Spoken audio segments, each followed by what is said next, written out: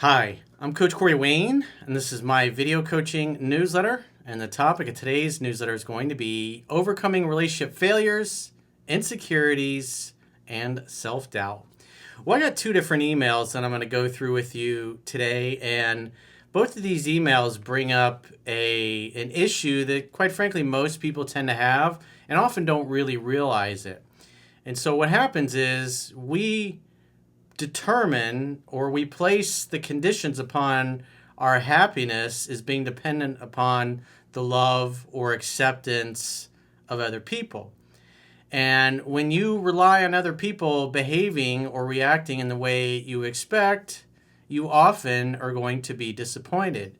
So, as a human being, as a man, as men, even women for that matter, as human beings, we all have to get to a point where the happiness that we have comes from inside. In other words, I think Wayne Dyer used to say this. He says, there is no way to happiness. Happiness is the way. In other words, we're the ones that determine what things mean to us. We give the circumstances and the events of our lives, we give it its meaning.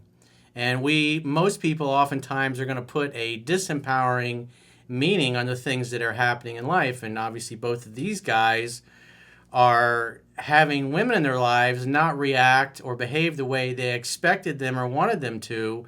And so therefore it's having a negative effect on their self-perception, their self-esteem, and how they feel about themselves. Because everything is perception. Perception is reality. And so whatever happens in life, whatever meanings we give it, we can choose to be excited about it, just like things don't go well. I mean, look, last night, I'm obviously a Miami Heat fan because I grew up in South Florida, and they lost last night. And the one thing that I saw this, I see this with the Heat. I saw it last year with the Florida Panthers, and I also saw it with Florida Atlantic University. And you see teams, they get to the finals, and then they just like collapse. That last 3/4 of the game, 3/4 of the finals, there's a disconnect. Something happens there.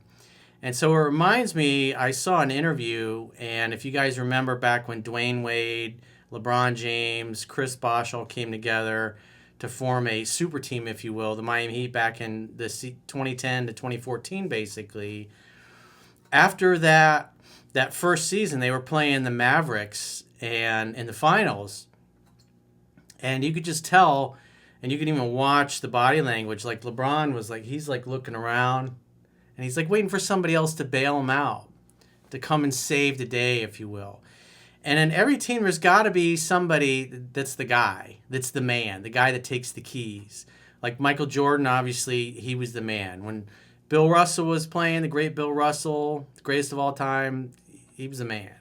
He took over a game. When Shaq was playing or Kobe was playing, when the chips were down, they took over the game and they made things happen. Just like Larry Bird, he took over the game when it was required. Magic Johnson, it's like those great players, those players that go to the next level and win the championship. There's always somebody that, because the word lead means to go first, that throws a team on his back, says, come with me, we're going to do this together. And he makes everybody believe it's possible. And so when you watch the 2010 finals, it's like LeBron, they're all kind of, and Wayne, they're all like looking at each other, somebody do something. Somebody save our season. Somebody make this victory happen. And so I remember seeing in an interview that after the season was over, Dwayne Wade went to LeBron, and he says, in order for us to accomplish the goals that we set together, you got to be the guy. And LeBron says, you want me to take the keys? And he says, yes. In other words, LeBron's got to be the guy that leads the team to the promised land. And so obviously the next year when they went to the finals, they won, and then they had a repeat, and then they lost that fourth year. But I saw the same thing last night. Jimmy Butler's a great player. He's the man. He's the dog. He's supposed to be the guy that gets the team over the finish line.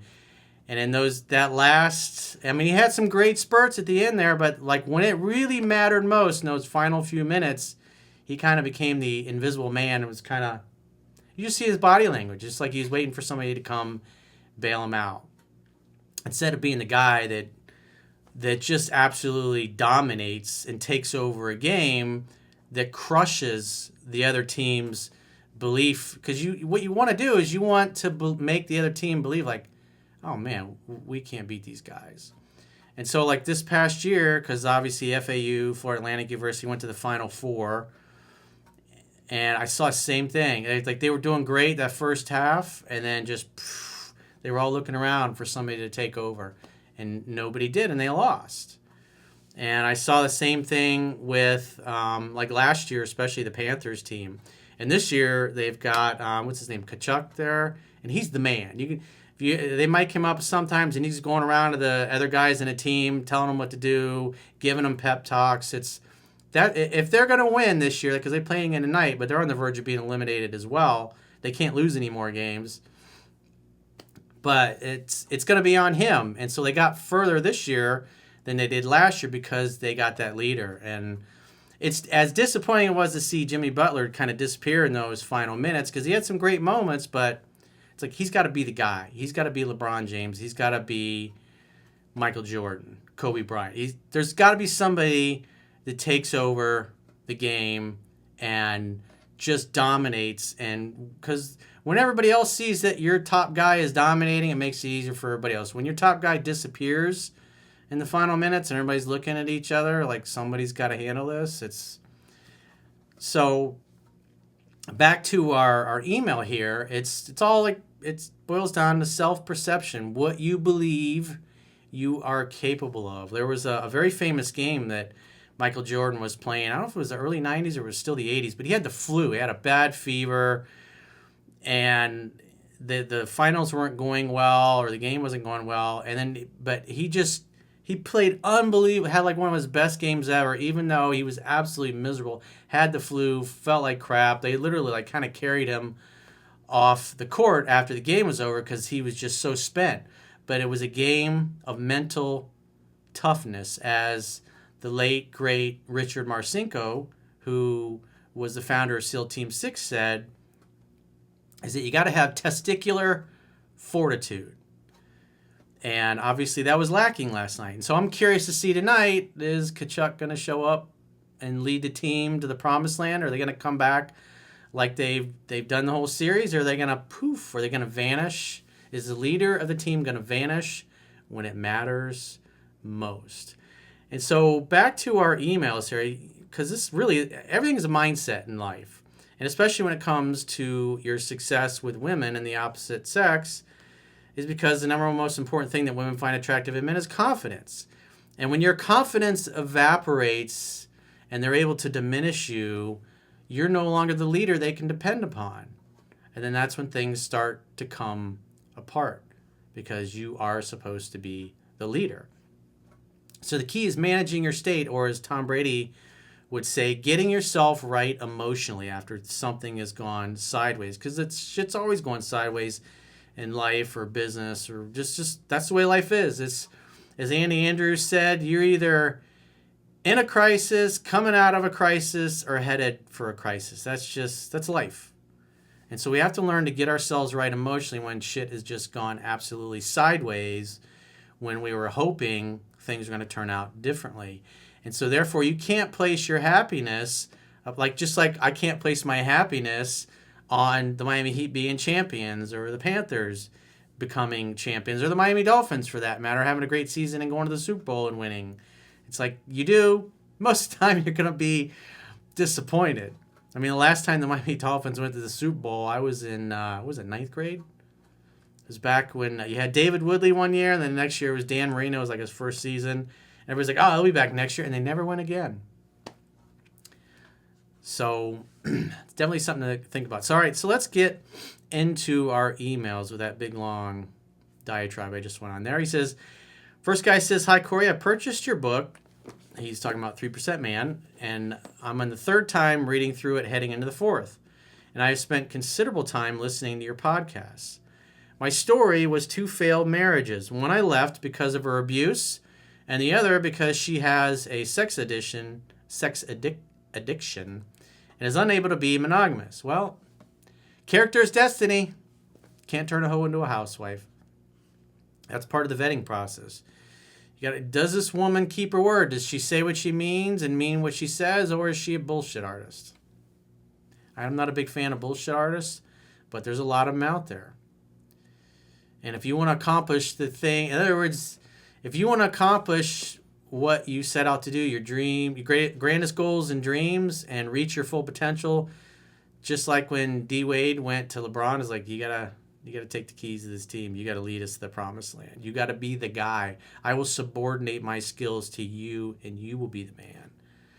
Somebody's got to take the leadership role and bring it home, if you will. And if you're trying to build a great team, you got to make sure the people that are on your team have similar goals, similar values, similar character. And in this case, he was with a woman who was just incapable of being faithful. You could be the best boyfriend in the world. I had an email a couple weeks ago. His guy's game was tight, but he was just with the girl who was just, when she's not happy, she's going to invite attention from other men. That's just who she is. You can't fix that.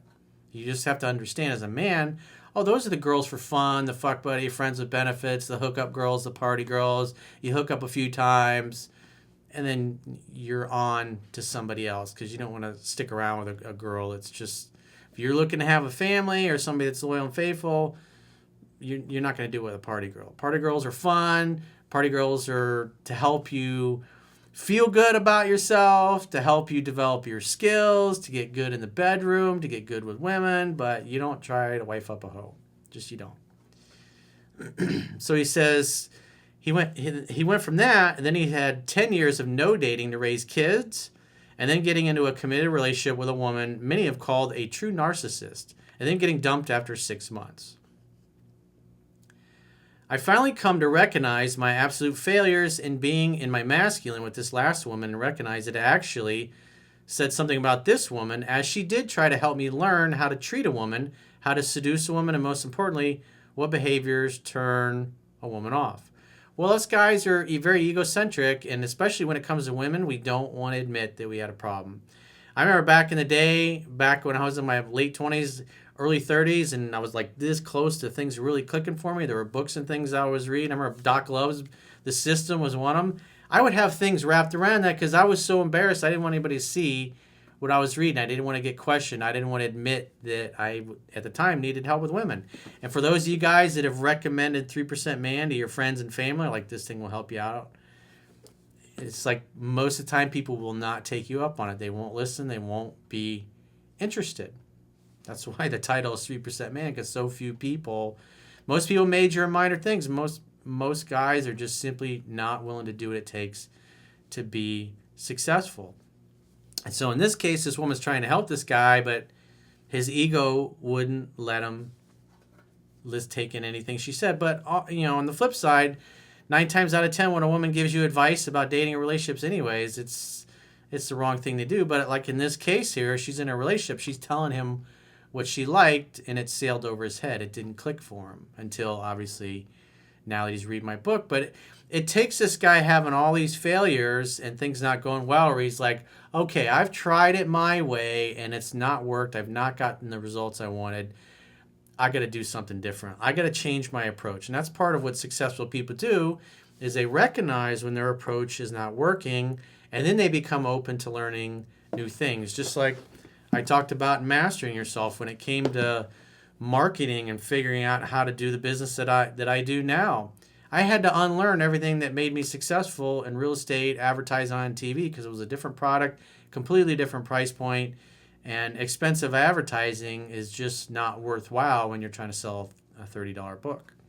You got to sell lots and lots of books, and you got to reach a lot of people, and it's just too expensive to do that through advertising. But with content marketing, when you're giving away good, valuable information, that builds a lot of goodwill, and eventually those people become clients when they see good results in their own life. So he says, she literally tried to help me be a 3% man without really knowing how to teach it. And now that I'm studying your work and learning how to implement it with new women, I'm dating and seeing success. I still have to battle insecurities about how much of a failure I was to my ex-girlfriend. At the end of the day, dude, you don't have a time machine. You can't fix that. And quite frankly, it took all those failures for you to finally go hit the wall, metaphorically, so to speak, and recognize and admit to yourself that my approach is flawed. Something's not working here. And it was only then that you actually became open to reading a book like 3% Man. And so now you're changing your approach. And so what's going to undo those insecurities is successful repetitions. And so this is the process of what happens when somebody comes to my work, is that they start applying it and they go, wow, I'm getting better results. This girl really, her interest is going up instead of down over the longer I date her, which for most guys, dating women they really like, that's always been their experience, that she was into them at first and then after a few weeks, she was dunsies, and they could never get a straight answer why and never connect the dots and figure it out. He says, I literally could be the poster child on how not to be with a woman. How to be fucking wimpy, needy, whiny little boy needing a mommy. Well, to be fair, your parents did the best they could where they were at. But the good news is, as a man, you finally recognize that your method was flawed. I got dudes in their 70s that are learning this stuff for the first time. So if you're watching this, that means you're still alive. It means you still got time and you're still here. And if you're still here, it means you still got more work to do and you have an opportunity to do that work on yourself. But what you need is successful repetitions. As Aristotle said, excellence is not a singular act. It's a habit. You are what you do repeatedly. So this guy had a lifetime of doing things wrong, and it took doing things wrong and failing for a lot of years, a lot of decades, before he finally realized what I'm doing is just ain't working. I got to do something different. I got to change my approach. And then once he became open to it, boom, he comes across me. He starts implementing. He's like, wow, I'm getting better results now. And so you have to build upon this. Not only do you have to read the book, but you got to apply it with the women that you're dating and you're getting involved in your interactions with other human beings. Because the more you can experience in your own life the patterns in human behavior that I talk about in my book, the more you're going to grow your confidence. And so what happens is your body of work, if you will, increases. Your successes increase. Your history of success increases while the amount of failures you're now currently having continues to decrease. That's what's going to build your confidence over time. You got to give yourself permission to be a beginner and to take your time and learn this stuff. The good news is you can read my books and you can watch my videos, and literally in a matter of months or a few years, you can completely transform your life, whereas this is the kind of stuff I didn't even really get or click with until I was in my early 30s, and I've been studying self-help since I was a kid. So I spent multiple decades learning this stuff and then putting it down into a book where, somebody like 19, when you look at like Logan, who we've done, you've probably seen some of the podcasts with, a young 19-year-old guy from California. A guy like that can read it and learn. Obviously, he's very smart. And pick it up and go out and apply it and get repeatable results. So he says, the reality is that even with success, I still worry that I could fall into the same patterns of being an anti-3% man. Besides just continually reading and studying your book, are there other books or seminars you would suggest to help a man from a mommy to go from a mommy needing boy to a real man? Well, you need successful repetitions. So you got to be applying it. Just sitting reading books and not applying it is not going to help you get better. Actually taking what you learn in the book, that's why I say read it 10 to 15 times, and then go out and apply it. Because you need successes. You need successful repetitions. And so you need to do more of that, not just sit back and read a bunch of books and then expect your life to magically change. So the books that are recommended in 3% Man or on the recommended reading on my website, those are great books to help you. But the most important thing is you got to read 3% Man 10 to 15 times and apply it and get used to seeing it work. That's going to be what's going to take to build your confidence so you can leave the old you behind and embrace the new you. Because it's just, we were never taught these things. And it's the teachers don't know it. Psychologists and therapists don't know this stuff. They don't study it. It's just not part of their wheelhouse. It's not their skill set.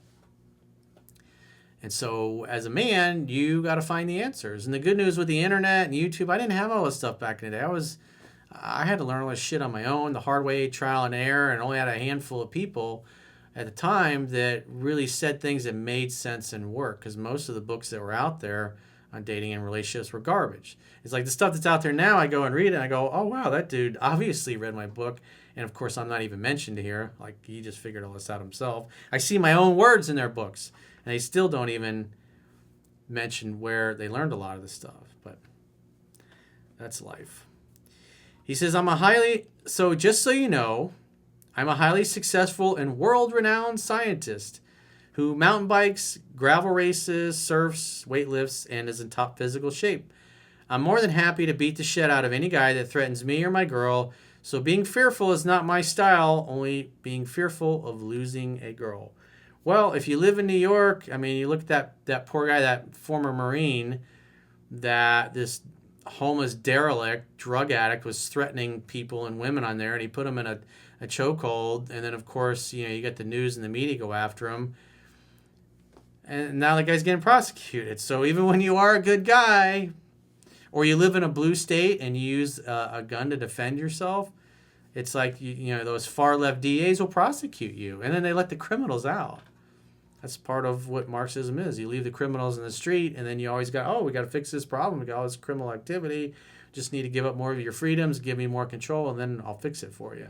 And of course they never do, until they got all the power, and then you end up with a Vladimir Putin and a mafia elite, or the Xi Jinping and the CC mafia running your country, or Maduro, and you can't get rid of them. You're stuck with them, and you're disarmed. So, I mean, there was a video that was out yesterday that, and this, if you ever study history, like you look at World War II, this is pretty graphic, but during World War II, they had groups of troops that if the front defense lines folded and everybody started retreating and running back, they would mow their own troops down to prevent them from retreating. And so there was a video, it was on, I haven't seen it's been authenticated, but it looks pretty authentic. It's drone footage. You got about 8 or 10 Russians that are running for their lives because their lines collapsed. And then you have a bunch of other Russians that come out and just murdered them in cold blood because they didn't want them retreating their lines. So, and that's what happens with collectivism. You're a drone that's disposable. And with individualism, when you look at, there was a lot of stuff in the news about a bunch of Bradley fighting vehicles that got blown up over there in a counteroffensive, and most of the guys survived those hits, and that's the important thing. That's the difference. With the Russian tanks, they have the autoloader, and the gunner is basically sitting on top of all the ammunition. So when those tanks get hit and a round goes inside, all the ammunition tends to detonate. It kills the whole crew. That's why they call them the pop-tots, because a big turret goes flying up in the air. I mean, some of these explosions, it's amazing how high these multi-ton turrets get flung into the air. But in our tanks, in Western tanks, the individual life is precious. All lives are precious.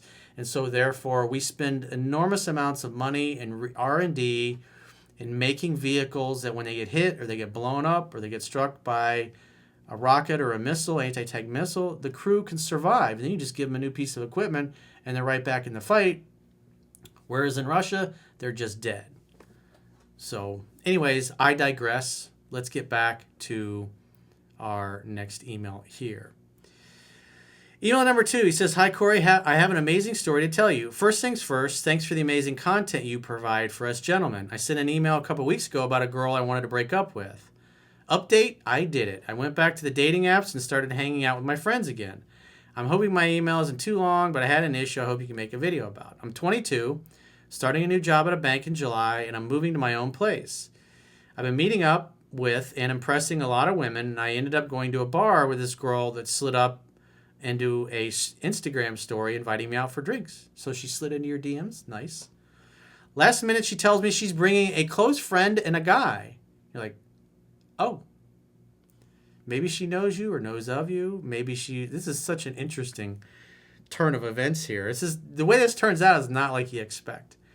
He says, I assumed that it was her attempt at doing a double date, but when I got there, I found out that the guy was gay and the friend was much hotter. Oh. That's a nice bonus. So So he says her friend was so attractive and started to ask me random questions throughout the night, one-on-one, like, what do you like to do in your free time?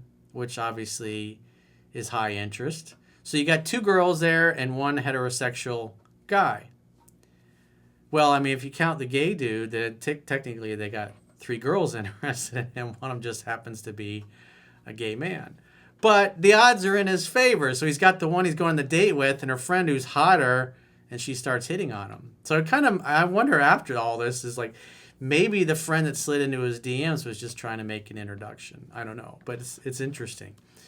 So he says we had so much in common, and she would randomly start conversations with me and even gave me her phone to put my number in it. I tried not to let her lead so much, but she just kept making the moves on me, so I felt pretty good about it. Yeah. It's like, as I talk about in 3% Man with that Adam Carolla quote. He says, when a woman likes you, the door's open, and all you got to do is just walk through them. If the doors start closing in your face, then you turn around and you walk away.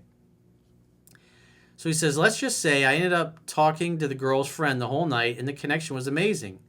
The original girl who invited me ended up going home with their guy friend, and me and her friend stayed back at the bar and talked all night. I gave her and her roommate, who had met up with her there, a ride home, and found a very unique and rare equal taste in music. She knew my songs. She invited me inside. We had sex. Well, hopefully it was good sex. Because if it's good sex and you give her plenty of orgasms, she's going to want you to come back and do it again and again and again and again and again and again. I'm usually not one to get nervous or not able to put up, but I will say I struggled in the beginning. It became passionate and intense, so maybe the sex wasn't that good. When we were done, she was affectionate and cuddled with me until she fell asleep. But in the morning, it felt different. She didn't kiss me good morning, didn't look at me, and basically told me I had to get up and leave soon and to start getting ready. It was like, oof. It's like the walk of shame in the morning. We made plans to see each other again since I'm leaving town tomorrow, and she said, I'll text you, and didn't give me a hug or a kiss goodbye. I'm wondering if all that connection we had was really the alcohol. Maybe it could have been she broke up with somebody. It could have been some guy she really liked, dicked her over, and or maybe she was just thirsty and she wanted to get something strange, and you were that guy. It doesn't matter. See, it's like, already he went and got laid. Girl shows up with another girl, and he ends up going home with the other girl. Instead of patting himself on the back and say, hey, that was a great experience, he's already like, but she doesn't like me. It's all perception. It's all how you look at it. Back to what I was talking about in the beginning about getting yourself right emotionally. This should be a victory. This should be like, this is a cool story. Can't wait to share it with my friends. This is going to be awesome. Because when you're that age, that's a big part of your happiness does involve the acceptance of your peers. And as you get a little older, you get into your early 30s, you don't care so much about that. But obviously a 22-year-old dude, it's the natural way of things. But at the end of the day, this is a victory. You hung out, you had fun, you hooked up. You created a random opportunity for sex to happen. You show up, you meet a girl, and her friend likes you more, and then you end up going home with a friend. It's just whoosh, nice and smooth. But it sounds like the sex was a little rough. So maybe the sex wasn't very good. We don't know. But he does have a second date set up, so hopefully he'll give us an update, and we'll find out whether or not she kept it and then how it turned out. But he's getting all down on himself. Instead of, again, it's his perception. He's starting to give this whole thing, instead of like, man, my game was tight. I took this girl home. I didn't even know her. It's like, that's pretty impressive. Plus, there were other girls there. There were other blockers, cock blockers, if you will, there. And yet, he was still victorious. That is a masterful job of seduction, dude. So, good job. Because if at any point you would have turned her roommate off, or the gay guy off, or the one you originally met to go on the date with off, they could have totally torpedoed your chances. They could have just left, said, hey, have a great night, nice meeting you. But instead, you were so smooth, the girl goes home with you, and now you're looking to beat yourself up because she was a little cranky in the morning. Maybe she was hungover, maybe someone was coming over. She could have had a boyfriend coming over. You have no idea what was going on. But the bottom line is a victory. It's a victory. And it's a good memory, a great memory. Especially as you get older, you remember these things like, damn, my game was tight. I wasn't pulling shit off like that at 22. I was just getting started at that age. But this guy's got a great victory like this. It's like, I had no idea when I was his age. And here he is feeling down. It's like, come on, man. So back to our email. He says, I'm wondering if all that connection we had was really the alcohol, and I'm trying to be strong-minded, not pursue too hard or anything. But it really does fuck with my head a little after having such a strong connection and then feeling like she didn't look at me the same way in the morning. I would love for you to make a video dealing with this where the vibe changes after the first time we had sex. So, like I said, the only thing that seemed to change, I mean, and he admitted, was like the sex was a little off in the beginning, so maybe it wasn't very good. Maybe you didn't get her off. Maybe you didn't pay attention to that. I don't know. But the fact that she was like, in the morning, maybe she was cranky, it doesn't matter. But at the end of the day, dude, you got laid. You had a good time. It's a great memory. It's a great success. These are the kinds of things that build your confidence. You show up to go on a date with one girl, and yet you go home with a hotter girl. How's that all? Okay, so you could have been better in bed. Whatever. You get better next time. But he does have a second date set up, so maybe you can redeem yourself and make her come like a waterfall. The second time around, problem will be solved. Orgasms solve a lot of problems with women. So make sure she gets hers. So if you got a question or a challenge and you need my help, go to understandingrelationships.com, click the products tab at the top of your screen, and book a coaching session with yours truly. Until next time, I will talk to you soon.